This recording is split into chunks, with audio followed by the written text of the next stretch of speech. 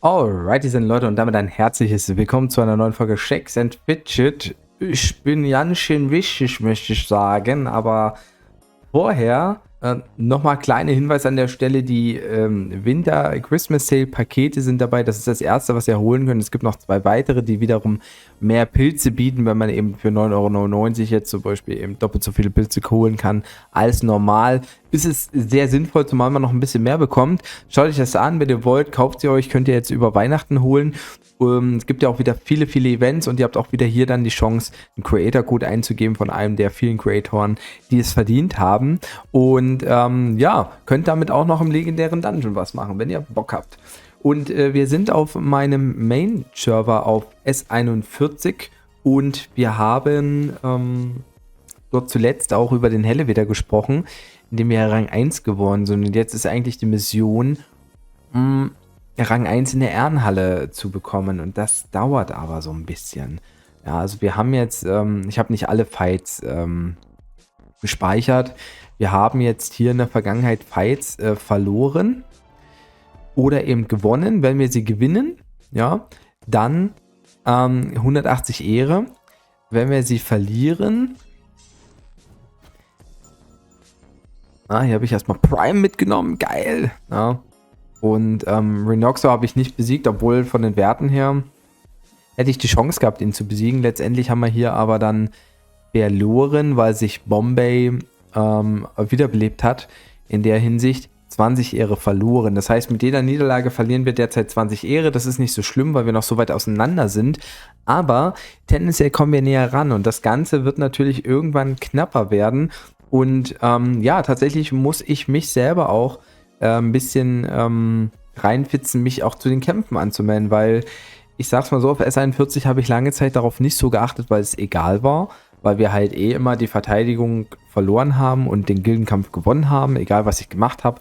Jetzt ist es so, dass jeder zählt und wie ich sehe, sind die Anmelderaten halt bei den, laut Übersicht waren es 39 Spieler, die sich angemeldet haben zum Angriff und jetzt sind hier 1, 2, 3, 4, 5, 6, 7, 8, 9, 10, 11, 12 Spieler nicht angemeldet. Gut, 4 sind inaktiv, beziehungsweise, nee, stimmt gar nicht, 3 sind es, die eigentlich nur inaktiv sind. Das heißt, wir müssten eigentlich 47 Leute sein, die angreifen. Und wenn 47 Leute angreifen, dann ist die Wahrscheinlichkeit derzeit für uns zu gewinnen recht hoch.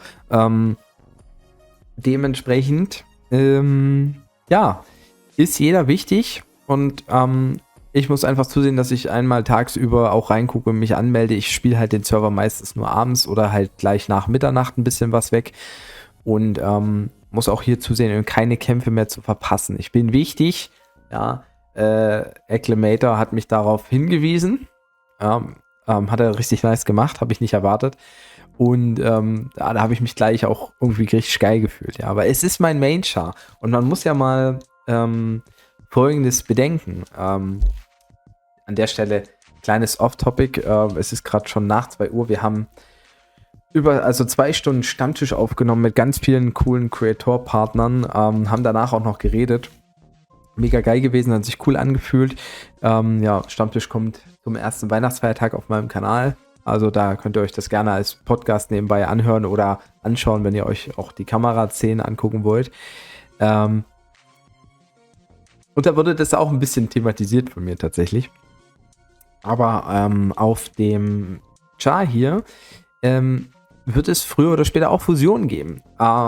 Fusion 6, der Franzosen-Server, sollte ursprünglich alle französischen Server beinhalten. Dann wurde aber gesagt, auf Hinblick der Äußerung der Community, hat sich Player dann entschieden zu sagen, wir fusionieren eben Server 13 FR und Server 14 FR nicht mit, weil die deutlich jünger sind. Das war eine richtige Entscheidung. Und dazu haben sie auch geschrieben, die werden mit gleichaltrigen Servern fusioniert werden. Und es gibt ja eine Roadmap für Fusionsserver, da ist jetzt S41 noch nicht drin. Aber ich könnte mir vorstellen, dass dieser Server ursprünglich oder irgendwann mal fusioniert wird. Da kommen wir mal zu dem Thema, als ich mit dem Server angefangen habe, Battle of the Five Nations, habe ich es genannt. Es sind 5 Server gleichzeitig online gekommen. S41.de, S14FR, S18HU, S33 Tschechien und ich glaube 38 Polen war es gewesen. Diese 5 Server sind gleichzeitig erstanden. Ich habe die damals verglichen. Top-Gilden und Spieler habe ich damals verglichen. Wenn ich mir das jetzt hier nochmal angucken. Shakes and Fidget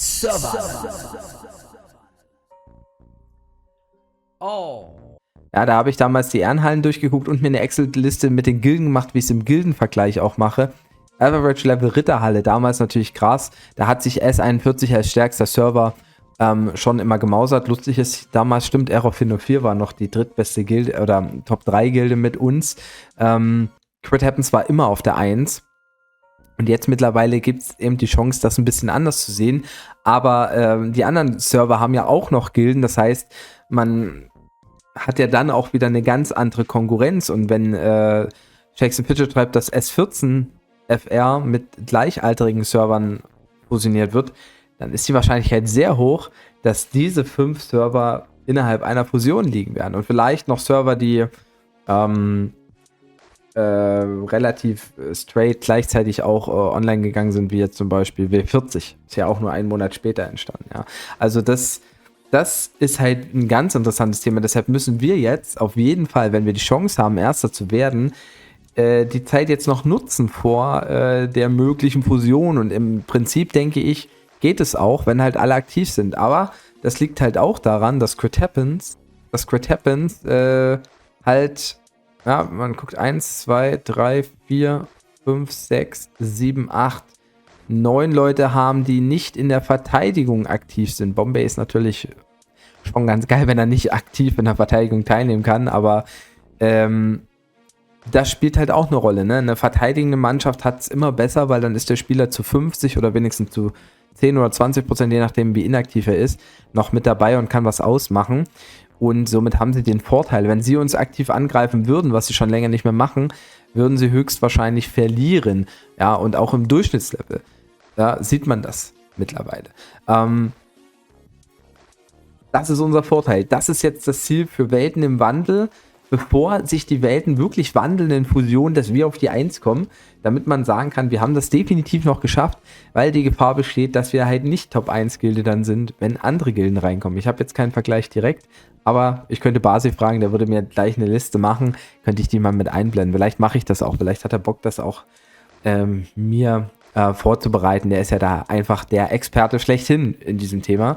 Ja, über die Statistiken könnte man sich das auch nochmal angucken. Das ist halt ganz, ganz relevant. Ich werde mir auf jeden Fall in dem das Winter Sale Package hier holen für meinen Main Char. Ich werde hier nochmal in einen legendären Ultimate Dungeon reingehen. Ich werde jetzt auch nochmal ein bisschen skillen. Ich werde hier die 40 Millionen Skillpunkte voll machen im Schaden. Danach möchte ich auf die 500 Millionen Leben gehen, wenn ich das dann mal endlich alles verskillt habe. Und da kann ich den legendären Dungeon auf jeden Fall noch ganz gut dazu brauchen. Wir haben jetzt auch hier noch ein bisschen was zu tun im Bereich des Glücksrads. Da gibt es auch nochmal eine Menge an Gold und hier, ich glaube, bei dem Spieler, da habe ich auch noch ein bisschen was offen. Ist da natürlich jetzt kein Gold-Event dabei. Eigentlich ist Quatsch, warum gehe ich auf Steine? Also eigentlich braucht man nur Kristalle oder Gold hier farmen, der Rest ist irrelevant. Aber auch Kristalle schmecken da eigentlich an der Stelle mal ganz gut durch das Event. Macht es Sinn, mehr auf Kristalle zu gehen, aus meiner Sicht. Wenn ihr das anders seht, dann ist das euer Bier. Nee, aber vielleicht gibt es ja auch zu berechtigte Gründe, aber eigentlich aus meiner Sicht, also wenn ich Kristalle habe, gehe ich auf Kristalle. Und hin und wieder probiere ich es auch mal mit Gold, aber na gut, viel dabei rausgekommen ist heute nicht, aber vielleicht an den anderen Tagen. Und das muss man jetzt beobachten. Also wir haben jetzt, wie gesagt, einen Ehrenhallen-Punkte-Abstand von, 9200, will ich jetzt mal sagen. Wenn man das jetzt mal Woche für Woche vergleicht, wird sich das annähern, ja. Also bei 2 Kämpfen am Tag, 7 Tage die Woche, 180 Ehrenhalle-Punkte, also theoretisch 14 mal 180, 14 mal 2 sind 2800, könnte man jede Woche um 2800 Ehrenhalle-Punkte grob rankommen, also nicht ganz. Wenn man natürlich zwischenzeitlich verliert, ändert sich das Ganze. Aber wenn man dann verliert, wenn man nah dran ist und man mehr Ehre verliert, dauert es halt noch umso länger. Also, in einem Monat sollte man mal sich das Ganze angucken. Das wären jetzt theoretisch 4 Wochen. Im besten Falle wäre man dann sehr knapp dran. Ja, in 2 Monaten sollte man es theoretisch überholt haben, wenn es gut läuft. Ist es ist alles noch ein bisschen offen. Also das macht es sehr spannend. Diese Serverfusion hat eine sehr spannende Dynamik, finde ich, die sie mit sich bringt. Ja, ich werde euch da auf jeden Fall auf dem Laufenden halten, weil es eben mein Main-Char ist. Ja, kann ich das quasi Highlife auch mit beschreiben. Und das wollte ich euch eigentlich nur mitteilen. Habe alles erledigt, was mir wichtig war. Ich wünsche euch einen schönen Start ins Wochenende. Vielleicht hören wir uns auch nochmal im Stream oder so. Würde ich mich auch freuen. Und dann würde ich sagen, erstmal haut rein, Leute, macht das, tschüss und Servus, euer Basti.